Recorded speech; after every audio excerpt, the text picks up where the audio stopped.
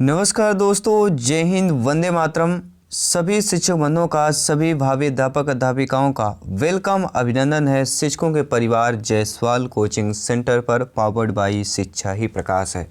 बात करेंगे maths pedagogy गणित शिक्षा शास्त्र के प्रैक्टिस सेट नंबर सेकंड की बात करेंगे। पहला प्रैक्टिस सेट में बहुत ही अच्छा आप लोगों का फीडबैक मिला। आज के जो हमारे प्रश्न रहने वाले हैं थोड़ा उससे लेवल अप, थोड़ा कठिन प्रश्न रहेंगे, तो ध्यानपूर्वक ये जो 15 प्रश्न रहने वाले हैं बहुत ही महत्वपूर्ण और लाजवाब हैं। और इसके पहला जो प्रैक्टिस सेट है आपने नहीं देखा है तो आई बटन पर लिंक दे दिया जाएगा, क्योंकि प्रत्येक क्लास प्रत्येक प्रैक्टिस सेट इम्पॉर्टेंट है सिलेक्शन की दृष्टि से। और 15 में से 15 नंबर कन्फर्म करना है गणित के पेडागोजी में, तो प्रत्येक प्रैक्टिस सेट अटेंड कीजिएगा। तो चलिए शुरुआत करते हैं। दूसरे प्रैक्टिस सेट के पहला प्रश्न है, एक शिक्षक को गणित कक्षा में बच्चों के लिए विषम समूह को कैसे संभालना चाहिए। एक ही क्षमता वाले बच्चों को एक साथ समूहित रखकर उनकी क्षमता के अनुसार प्रश्न देकर, या एक ही कक्षा में सभी बच्चों को एक साथ समूहित रखकर, या अलग अलग क्षमताओं वाले बच्चों को एक साथ समूहित रखकर, या ऑप्शन नंबर डी की बात करेंगे कि कम क्षमता वाले बच्चों को जटिल प्रश्न गहकार के रूप में देकर। तो आप जानते हैं कि एक शिक्षक को गणित के कक्षा में बच्चों के लिए विषम समूह को कैसे संभालना चाहिए, अलग अलग क्षमताओं वाले बच्चों को एक साथ समूहित रखकर, ताकि वे एक दूसरे से सीख सकें। तो सी ऑप्शन यहाँ पर सही हो जाएगा। आई होप सभी प्यारे मित्र अच्छे तरीके से समझ पाए होंगे। आइए बात करते हैं दूसरे प्रश्न की जो आप लोगों के स्क्रीन पर है। गणित में सीखने के प्रतिफल इसलिए विकसित किए गए हैं ताकि गणना के लिए बच्चों को लघु विधियां बताई जाएं, विभिन्न शैक्षणिक सर्वेक्षणों में बच्चों की उपलब्धि बढ़ाई जाए, बच्चों द्वारा हासिल की जाने वाली कक्षवार दक्षता और कौशल को परिभाषित किया जाए, या वर्ष की अंत परीक्षाओं के लिए बच्चों को तैयार किया जाए। प्रत्येक भाई बहन शिक्षक बंधु का जिनका सपना है अध्यापक अध्यापिका बनना, सभी कमेंट करेंगे, फीडबैक करेंगे। तो गणित में सीखने के प्रतिफल इसलिए विकसित किए गए हैं ताकि बच्चे द्वारा हासिल की जाने वाली कक्षवार दक्षता और कौशल को परिभाषित किया जाए। यहाँ पर साथियों तीसरा ऑप्शन सही हो जाएगा,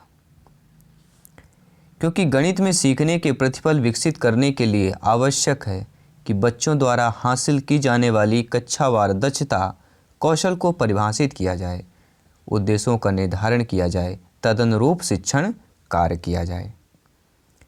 अगला प्रश्न है जो आप लोगों के स्क्रीन पर दिया गया है। प्रश्न क्या पूछा गया है, ध्यानपूर्वक प्रश्न को समझिएगा।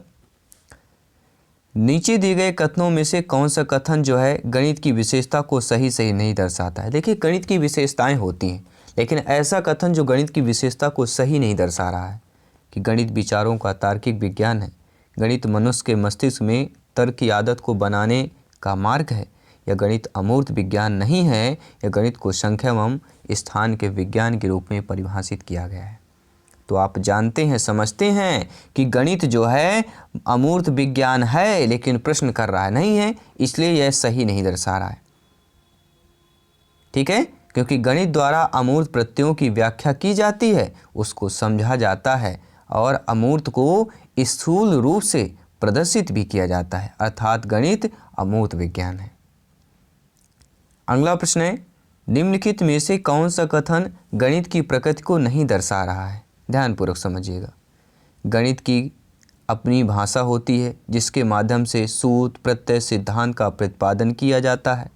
गणित में अमूर्त प्रत्ययों की व्याख्या का अवसर होता है। गणित में सामान्यीकरण का क्षेत्र संकुचित होता है। यह संख्याएं, स्थान मापन आदि गणित के आधार हैं। देखिए ऐसा कथन जो गणित के प्रकृति को नहीं दर्शाता है। देखिए गणित में सामान्यीकरण का क्षेत्र संकुचित होता है, तो संकुचन जो है यह शब्द एक निगेटिव बता दिया यहाँ पर, क्योंकि गणित की बात कर रहे हैं। तो C option according to question सही हो जाएगा। देखिए संकुचित को समझें तो आप जानते हैं कि गणित में सामान्यीकरण का क्षेत्र व्यापक होता है, ना कि संकुचित होता है। आइए बात करते हैं अगले प्रश्न की बात करेंगे। सभी प्यारे मित्र, मेरे प्यारे प्यारे की भाइयों, प्यारी प्यारी बहनें, गृहिणी, सभी कमेंट करेंगे जिनका सपना है अध्यापक अध्यापिका बनना, शिक्षक बनना। और 15 में से इस प्रैक्टिस सेट में आपका स्कोर क्या है ज़रूर कमेंट कीजिएगा। साथियों 20वीं सदी के स्वशिक्षित भारतीय गणित के प्रतिभावान व्यक्ति कौन थे? आर्यभट्ट थे, श्रीधराचार्य थे, श्री रामानुजन थे या हरिश्चंद्र की बात करेंगे। तो 20वीं सदी के स्वशिक्षित भारतीय गणित के जो प्रतिभावान व्यक्ति हैं वह श्रीनिवास रामानुजन की बात करेंगे। सभी लोग जानते हैं विलक्षण प्रतिभा के धनी श्रीनिवास रामानुजन का जन्म 22 दिसंबर 1887 ईस्वी को हुआ। इन्हें गणित में कोई विशेष प्रशिक्षण नहीं मिला, फिर भी इन्होंने विश्लेषण एवं संख्या सिद्धांत के क्षेत्रों में गहन योगदान इन्होंने रखा और इन्होंने अपने 32 साल की अल्पायु में ही 1884 में प्रमेयों का संकलन किया, जो कि आश्चर्यजनक एक उपलब्धि भी मानी जाती है। साथियों अगला प्रश्न है, गणित सार संग्रह के लेखक कौन हैं? आपके आर्यभट्ट जी हैं, भास्कराचार्य जी हैं, महावीराचार्य जी हैं या ब्रह्मगुप्त हैं? सभी कमेंट कीजिएगा।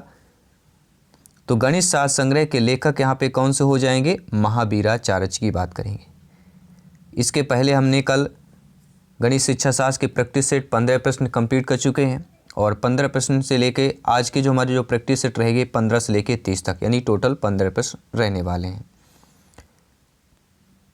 और ये भी है गणित शास्त्र संग्रह में जो है लघुत्तम समापवर्तक निकालने के प्रचलित तरीके वर्णन है। काफ़ी बार पूछा भी जा सकता है।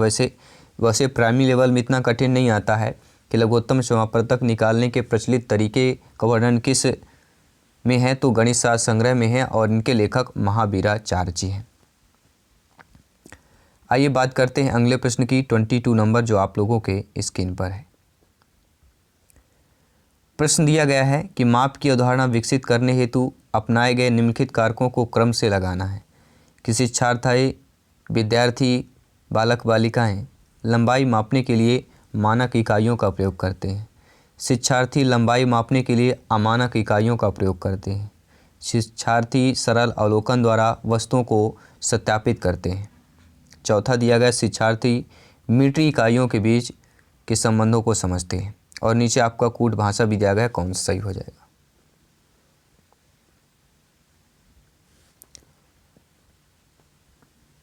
तो आपका देखिए शिक्षार्थी सरल अवलोकन द्वारा वस्तुओं को सत्यापित करते हैं।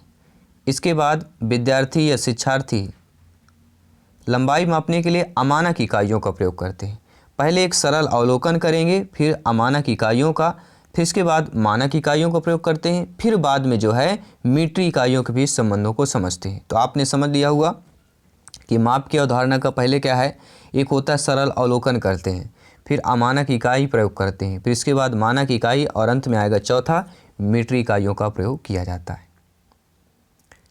ठीक है, ये आपके दिया गया है सरल अवलोकन, इसके बाद अमानक इकाइयाँ, फिर मानक इकाइयाँ, फिर मीट्री इकाइयाँ। तो ये चारों चीज़ें आपको ध्यान से समझ लेना है।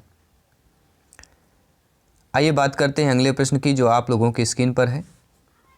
आकृतियों के निम्नलिखित पहलुओं में से किसका प्राथमिक स्तर से कोई संबंध नहीं है? प्रतिरूप, पैटर्न, सममित, चौपड़, कोण।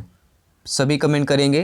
तो आकृतियों के निम्नलिखित पहलुओं में से किसका प्राथमिक स्तर से कोई संबंध नहीं है? देखिए प्रतिरूप पैटर्न का भी है, सममित का है, चौपड़ का है, लेकिन कोण का जो है प्राथमिक स्तर की देखा जाए प्राइमरी लेवल पर तो कोण का संबंध यहाँ पर नहीं है। तो डी ऑप्शन सही हो जाएगा। कोण क्या होता है? ये उच्च प्राथमिक स्तर से संबंधित होता है। अगला प्रश्न क्या दिया गया साथियों? प्रत्येक शिक्षक बंधु, भाई बहन, गृहिणी जिनका सपना है अध्यापक अध्यापिका बनना, सभी कमेंट करेंगे। सभी मित्रों को जय हिंद, वंदे मातरम, इंकलाब जिंदाबाद। एग्जाम फतेह की तैयारी चल रही है, सिलेक्शन की तैयारी चल रही है, सभी लोग ज्वाइन कीजिएगा। संख्याओं के संदर्भ में प्राथमिक कक्षा के बच्चे अर्थात वे बच्चे जिनकी आयु वर्ग 8 से 9 वर्ष है, निम्नलिखित में से किस समुच्चय में वह प्रवीण होंगे? वर्गीकरण, प्रतिवर्तता, अनुपातिक विवेचन, पंक्तिबद्धता, प्रतिवर्तता, अनुपातिक विवेचन, पंक्तिबद्धता, वर्गीकरण, अनुपातिक विवेचन, पंक्तिबद्धता, वर्गीकरण, प्रतिवर्तता की बात करेंगे। तो संख्याओं के संदर्भ में प्राथमिक कक्षा के बच्चे अर्थात वे बच्चे जिनकी आयु 8 से 9 वर्ष है, अर्थात बाल्यावस्था की बात कर रहे हैं। इसमें जो समुच्चय प्रवीण होता है वह होता है पहले पंक्तिबद्धता, वर्गीकरण और प्रतिवर्तता की बात करेंगे। ठीक है, डी ऑप्शन सही हो जाएगा। आइए बात करते हैं अगले प्रश्न की। साथियों, कक्षा 3 के विद्यार्थियों को आधे की संकल्पना का परिचय देने के लिए एक शिक्षक निम्नलिखित में से क्रियाकलाप की योजना बनाता है। चित्र दिखाता जिसमें आधा प्रदर्शित किया गया है, दूसरा आधे का चिन्ह लिखता है, यह बहुत सारे मूर्त पदार्थों को आधे से विभाजित करता है, यह कहानी या शब्दों के प्रयोग से आधा प्रदर्शित करता है। तो शिक्षक को निम्नलिखित क्रियाकलापों का कौन सा सही श्रेणी क्रम होना चाहिए?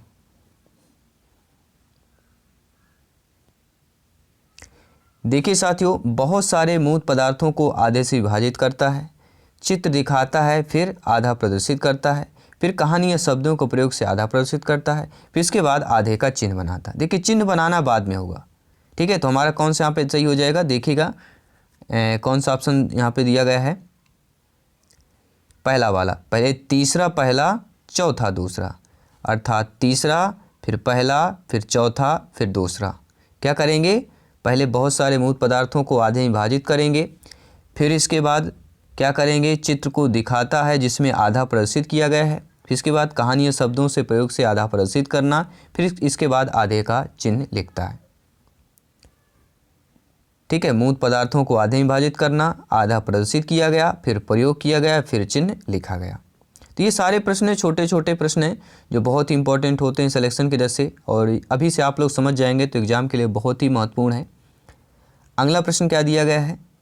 प्राथमिक स्तर पर गणित की पहेलियाँ जो होती हैं वह मदद करती हैं कक्षा के प्रतिभा संपन्न विद्यार्थियों को पहचानने में, विद्यार्थियों को मनोरंजन प्रदान करने में, समस्या सुलझाने के कौशलों को परखने में या समस्या सुलझाने के कौशलों को प्रोत्साहित करने में। सभी कमेंट करेंगे। देखिए, आप ज्ञानी सर्वज्ञ व्याख्याता हैं, भावी अध्यापक अध्यापिकाएँ हैं, आप जानते हैं कि प्राथमिक स्तर पर जो गणित की पहेलियाँ हैं जो मदद करती हैं वह समस्या सुलझाने के कौशलों क्या है? प्रोत्साहित करने में मदद करती हैं। तो यहाँ पर हमारा डी ऑप्शन सही है। जो भी आपका कमेंट हो आप कमेंट कर सकते हैं, आपका फीडबैक सर्वोपरि है, सम्मान है। आप जानते हैं गणित की प्रकृति कैसी है? तार्किक है। काफ़ी बार पूछा गया भी प्रश्न है, गणित की प्रकृति है किस प्रकार से? तार्किक है। गणित विषय के अध्ययन से प्राथमिक स्तर के बच्चों की बुद्धि शक्ति तथा तार्किक क्षमता का विकास होता है, इसलिए प्राथमिक स्तर पर गणित की पहेलियाँ समस्या सुलझाने के कौशलों को प्रोत्साहित करने में मदद करती हैं। आई होप समझ चुके होंगे। बात करेंगे अगले प्रश्न की। साथियों, गणितीय संचारण उल्लेख करता है, गणितीय विचारों को समाहित संगठित करने की क्षमता पर करता है, समस्याओं को सुलझाने की क्षमता पर करता है, गणित प्रश्नोत्तरी में भाग लेने के कौशल पर करता है, यह गणित के कक्षा कक्ष में बोलने की क्षमता पर करता है। सभी कमेंट कीजिएगा। तो गणितीय संचारण उल्लेख जो करता है वह गणितीय विचारों को समाहित और संगठित करने की क्षमता पर करता है। आई होप समझ गए होंगे। 2-3 प्रश्न इनको कंप्लीट करते हैं, इस प्रैक्टिस सेट को कंप्लीट करते हैं। अगला प्रश्न है, यदि एक शिक्षार्थी पूर्णांकों, भिन्नों और दशमलव संख्याओं पर चारों आधारभूत जो संक्रियाएं हैं इनमें संपन्न करने में समर्थ होता है। किसकी बात कर रहे हैं? शिक्षार्थी बालक बालिका पूर्णांक, भिन्न, दशमलव और संख्याओं, इन चारों आधारभूत संख्याओं या संक्रियाओं में संपन्न करने में समर्थ है कोई शिक्षार्थी बालक बालिका, तो वह विभाजनात्मक अवस्था में है, उपादान अवस्था में है, संक्रियात्मक अवस्था में है या परिमाणात्मक अवस्था में हो जाएगा। सभी कमेंट करेंगे कौन सा ऑप्शन यहाँ पर सही होगा। यदि एक शिक्षार्थी पूर्णांक और भिन्न दशमलव संख्या पर चारों आधारभूत संक्रियाएं संपन्न करने में समर्थ होता है तो वह संक्रियात्मक अवस्था में हो जाएगा। C option is the right answer, correct answer हो जाएगा।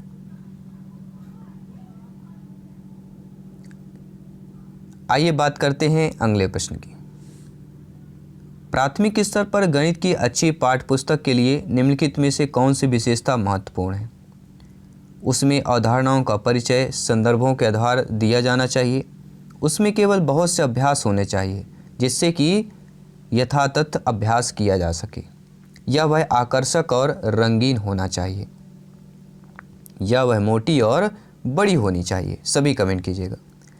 तो प्राथमिक स्तर पर गणित की अच्छी पाठ्यपुस्तक के लिए कौन सी विशेषता यहाँ पे महत्वपूर्ण होगा? देखिए, प्राथमिक स्तर में वो भी गणित की अच्छी पाठ्यपुस्तक की संदर्भ की बात कर रहे हैं, उसकी विशेषता में जो महत्वपूर्ण पूछा जा रहा है तो उसमें क्या होना चाहिए, अवधारणाओं का परिचय संदर्भों के द्वारा दिया जाना चाहिए। पहला ऑप्शन साथियों सही हो जाएगा। इस प्रैक्टिस सेट का आपका 15वां प्रश्न है, सेकंड प्रैक्टिस सेट का। और दोनों प्रैक्टिस मिला के हमारा 30वां प्रश्न यह है कि वैदिक गणित आजकल विशेष रूप से प्राथमिक विद्यालय के बच्चों में बहुत लोकप्रिय होती जा रहा है या होता जा रहा है। इसका प्रयोग निम्नलिखित में से किसके विकास या संवर्धन में होता है। प्रश्न को रिपीट करेंगे, बहुत ही अच्छा प्रश्न है, वीवीआईपी कैटेगरी का है, वेरी वेरी इंपॉर्टेंट प्रश्न है कि वैदिक गणित आजकल विशेष रूप से प्राथमिक विद्यालय के बच्चों में बहुत लोकप्रिय होता जा रहा है। इसका प्रयोग जो है किसके विकास या संवर्धन में होता है। विद्यार्थियों के गणित में परिकलन प्रक्रिया की समझ, विद्यार्थियों के गणित में समस्या समाधान कौशल में, या विद्यार्थियों के गणित में एकाग्रता की बात कर रहे हैं, या गणित में गणना के कौशल तथा गति की बात कर रहे हैं। देखिए विद्यालय में बच्चों में जो है बहुत लोकप्रिय, बच्चों में लोकप्रियता की बात कर रहे हैं। तो ये जो किसके विकास और संवर्धन में होता है, गणित में गणना के कौशल तथा गति की बात करें। अर्थात वैदिक गणित का प्रयोग गणित में गणना के कौशल तथा गति के विकास में सहायक है। और इसके लेखक जो हैं आपके शंकराचार्य स्वामी जी लेखक हैं। और ये कल के प्रैक्टिस सेट पहला हमने कंप्लीट ही कर लिया है। आई होप आपने क्लास अवश्य देखा होगा। और तो चलिए प्रैक्टिस सेट हम आपका लिंक भी दे देंगे, प्लेलिस्ट बना दिया जाएगा जल्द ही, तो आप प्लेलिस्ट में सारे एक साथ देख सकते हैं। मैं आपके साथ जायसवाल सर जल्द मिलते हैं इसके अगले प्रैक्टिस सेट पर। और जो हमारी अभी ईवीएस पर्यावरण का प्रैक्टिस पेपर आने वाला है उसको ज़रूर ज्वाइन कीजिएगा। अगर आपने इस टीटी फैमिली शिक्षकों के परिवार को सब्सक्राइब नहीं किया, सब्सक्राइब करें ताकि हर एक क्लास का नोटिफिकेशन, हर एक क्लास की वीडियो का नोटिफिकेशन आपको मिलता रहे, बेहतर तैयारी कर पाएँ और सिलेक्शन कर पाएँ। जल्द मिलेंगे नेक्स्ट क्लास पर। सभी मित्रों को जय हिंद, वंदे मातरम, धन्यवाद सभी का।